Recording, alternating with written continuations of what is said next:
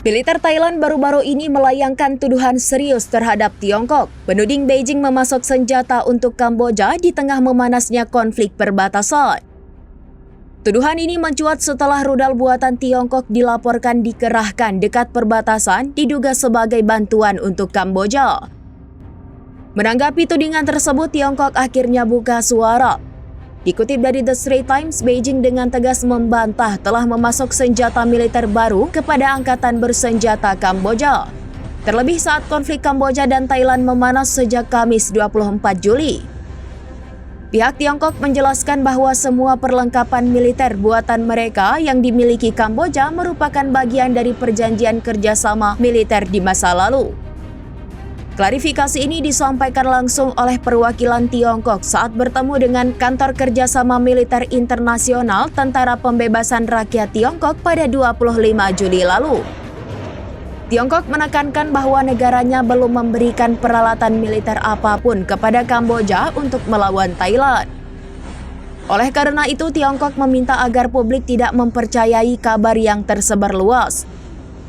Delegasi Tiongkok bahkan secara khusus meminta agar klarifikasi ini dikomunikasikan kepada publik Thailand demi menjaga stabilitas dan kepercayaan regional.